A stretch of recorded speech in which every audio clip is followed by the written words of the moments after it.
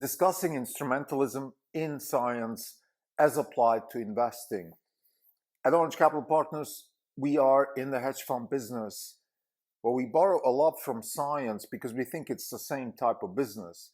It's a task of solving problems through conjecture and knowledge creation. Therefore, it's the same business.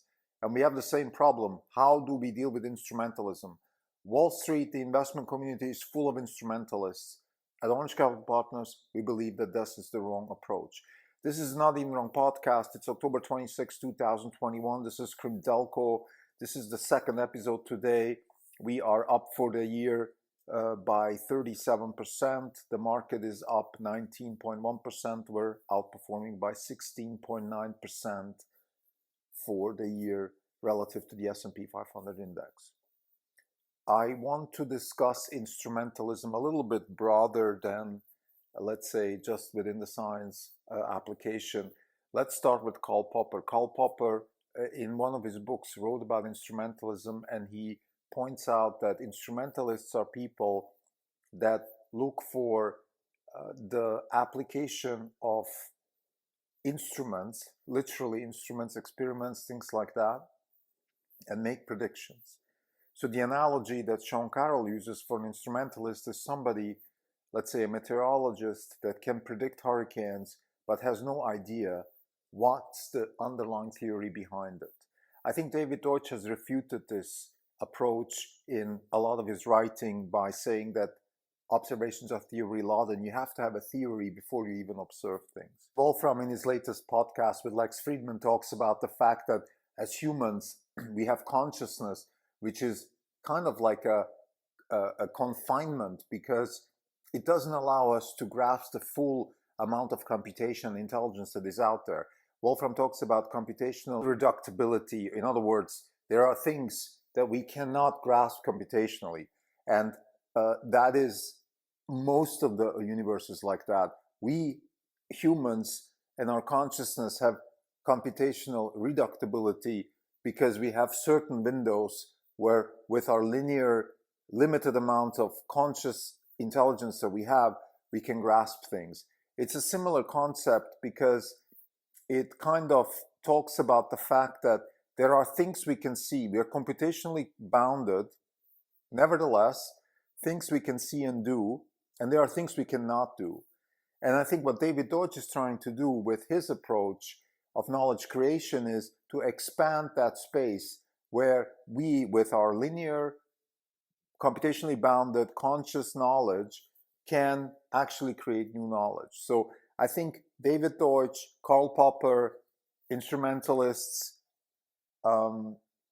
Wolfram, they're all talking about the same thing from different perspectives.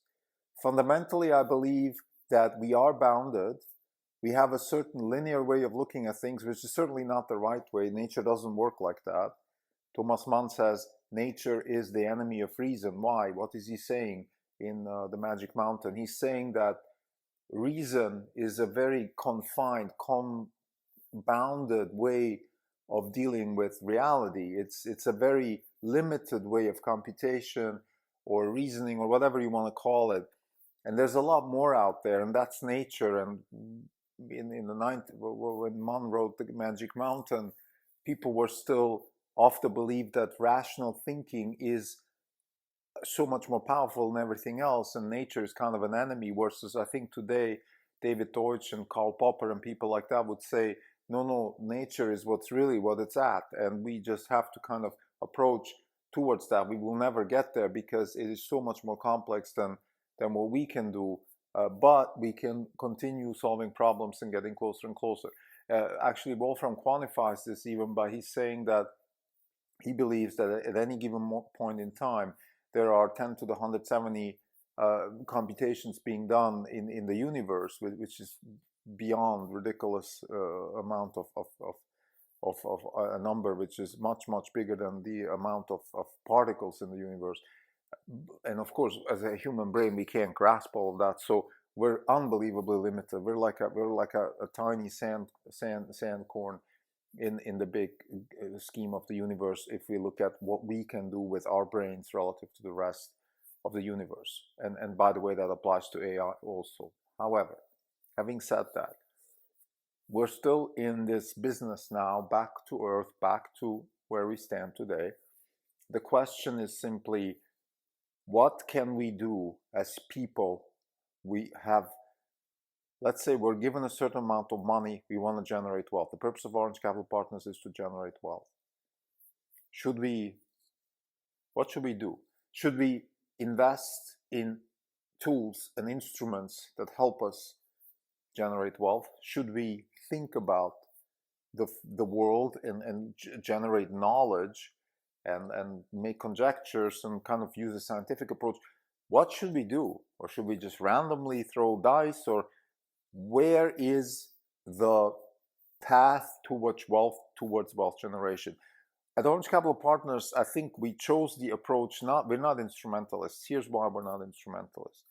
Because we believe that nature is way, way too volatile for instrumentalists to survive over the long term. If you're an instrumentalist on Wall Street, what you're going to do is you're going to create tools. A good example are the algo traders. They create tools, they predict things, they make money. But the problem is, and like I said, they make money, they don't generate wealth, because they don't really know why they're able to succeed. And then every now and then they fail, and then typically, if you add a little bit of greed and leverage and things like that, they would blow up and lose money. So fundamentally, in the long term, wealth is generated. And if you look at the history of wealth generation within capitalism, and also the pre-capitalist sort of merchant society of, let's say, Venice and places like that, it has always been a combination of risk-taking and principles. So on the one hand, you have to be able to take risk, and on the other hand, you have to have principles. And those are the two big pillars on which we at Orange Capital Partners build our investment strategy. Now, let's talk about risk-taking. Risk-taking, it's in the eye of the beholder. It is theory laden. So risk in itself is a function of a theory. You have to have a theory of what risk is. For us, risk is to reduce the amount of unknowns and unknown unknowns. The less positions we have, the less risky our portfolio is. In terms of the principles, which is connected to the risk, if you happen to be able to come up with the right principles, then your risk goes down. So the risk and the principles are sort of, it's almost like one of those things where multiplied together they're one. So if one is big, the other one is small, and vice versa. And you want to have more of the principle and less of the risk. I'm sure there's a mathematical term for that. What I'm trying to say here is that if you can have a principal stack, and that's what we call it at Orange Capital Partners, that is in a way reducing your risk or reducing the unknown, the uncertainty, you can then afford to have large positions and generate wealth, because you have to have large positions to generate wealth, because you cannot have a lot of positions, because if you have a lot of positions, you have a lot of unknowns and so on and so forth. The principal stack that we have is built on the 4 books, 0 to 1, the innovation stack, the innovator's dilemma, and the beginning of infinity. I've spoken about this many times. I don't need to elaborate right now. What's important right now is that at Orange Capital Partners, we don't have instruments, we don't have tools that help us generate wealth. We don't use models, valuation models, any of that stuff. We use a little bit of mathematics. If you want, that's an instrument. We do use mathematics. We use math. We extrapolate, let's say, what kind of earnings Tesla could have. We extrapolate what floating point operations and dojo mean for the future of AI. So we use certain general tools, of course. We're not completely tool agnostic. We're not agnostic to instrumentalism in a sense that we're okay with predicting things using instruments, but we're not just basing our operation on that. And more importantly, we're not denying the fact that there is something beyond that, some sort of truth. Now, I want to be very stingy with the word truth, because I don't think that we have the truth. Our principal stack is not the truth. Our principal stack is a framework that helps us navigate a very, very volatile world. And we try to generalize as much out of the volatility of nature so we can survive, because this is the ultimate constraint, is survival. Survival in practical terms means leverage in the hedge fund business. And leverage is everybody has leverage, because you have cost, you have cost of living, you have a certain amount of time you can live and things like that. So don't tell me you don't have leverage. Everybody has some sort of leverage. Now, leverage can be the classical leverage where you're really levered, like hedge funds that are levered 10x and then blow up, things like that. We're not doing that anyway. We have a very minimal, our leverage according to our term sheet is between 15 to 25%.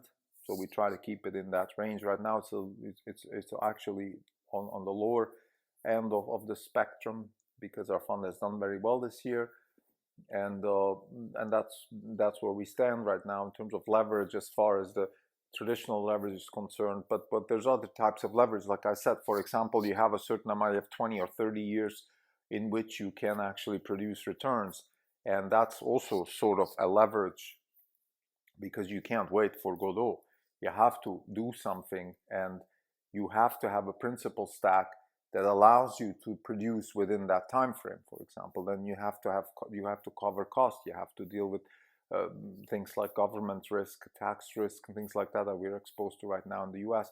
So there's things that come at you from the outside which add to your leverage, even though you might be a very prudent investor. I just want to mention that leverage is the constraint, and leverage is the thing that you want to optimize around when it comes to survival.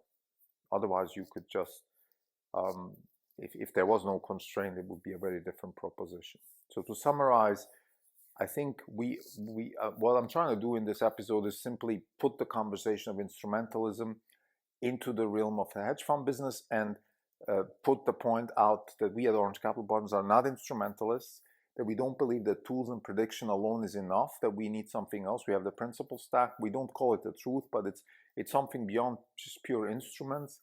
We also evolve the principal stack, and the principles that come out of the principal stack, maybe we don't change the books that the principal stack is based on, but we do reinterpret the books in order to then change the observables that we see, because observables are theory. A lot of the theory is what comes out of our principal stack. Thank you.